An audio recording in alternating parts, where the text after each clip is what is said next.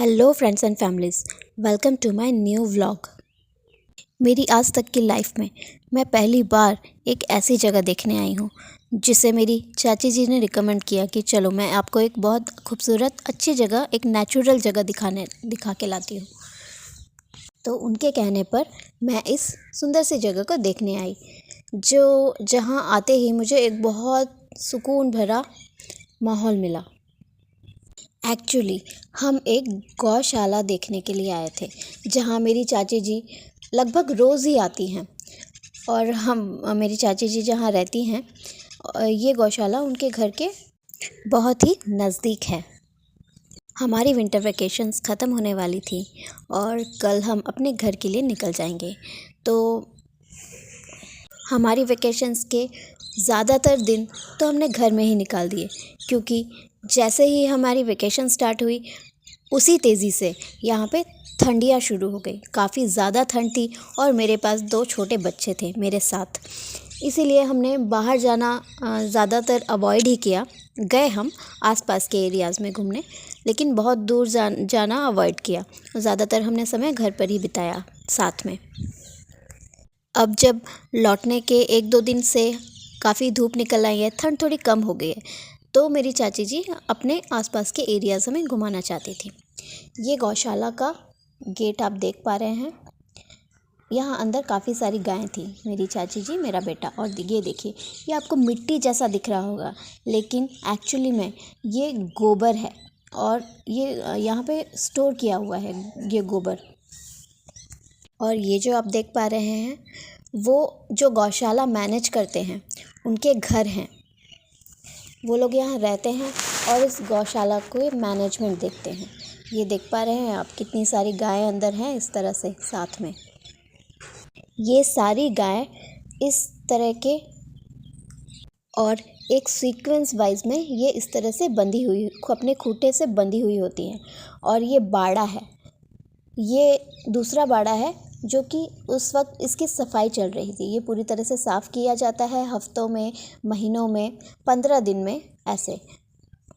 बाड़े जब देखकर हम इन बाड़ों की तरफ से वापस आ रहे थे, तो मुझे ये एक अजीब सा पेड़ दिखाई दिया, जिसे मैंने दूर से कैप्चर करने की कोशिश की और समझने की कोशिश की कि ये क्या चीज़ है।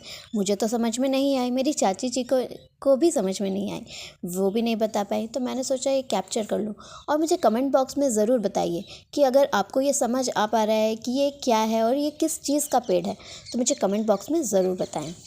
ये बहुत ही अलग तरह का पेड़ मुझे दिखाई दिया, तो मैंने सोचा इसे कैप्चर ही कर लिया जाए ताकि लोग मुझे बता सकें कि ये क्या है।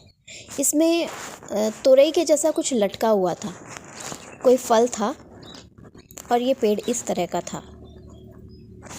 गौशाला का एरिया ये काफ़ी बड़ा था। हम आधा घंटा घूमे, सब चीज़ों को देखा। गाय जिस तरह से वहाँ अरेंज की हुई थी, बंधी हुई थी, उनके बाड़े जो सफाई हो रहे थे वो सब देखे हमने। उनके चारे का स्टोर देखा, उनका चारा किस तरह से प्रिपेयर होता है ये देखा। उसके बाद जो गाय से हमें प्रोडक्ट्स मिलते हैं उनका मैनेजमेंट किस तरह से होता है वो सब देखा हमने। और देखते देखते आधा घंटा हो गया हमें, और फिर हम इस तरह से घूमते हुए हमने सोचा वहाँ पे बैठ के थोड़े धूप के मज़े लिए जाए।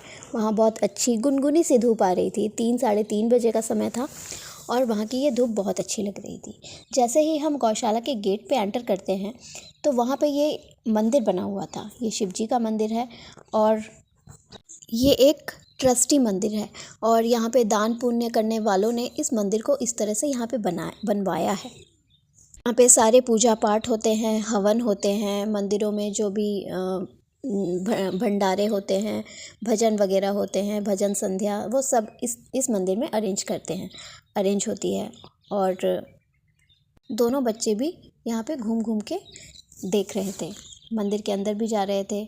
और इस तरह से यहाँ बेंचेस बनी हुई हैं मंदिर के आसपास।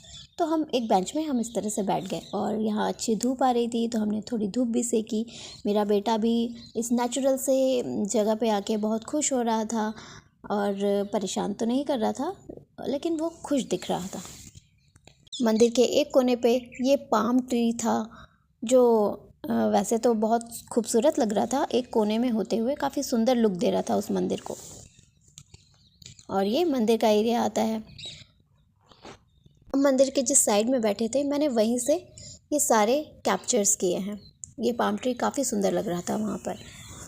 मैं भी बैठी बेंचेस में और मेरे बेटे को लेके थोड़ा घूम भी रही थी, उसे भी दिखा रही थी, तो वो देख के खुश हो रहा था इतनी नेचुरल सी जगह।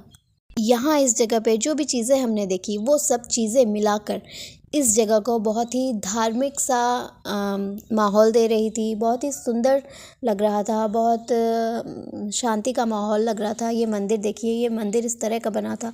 काफ़ी जगह थी यहाँ पे बाकी सब चीज़ें होने के लिए, भजन वगैरह होने के लिए। बहुत सुंदर लग रहा था।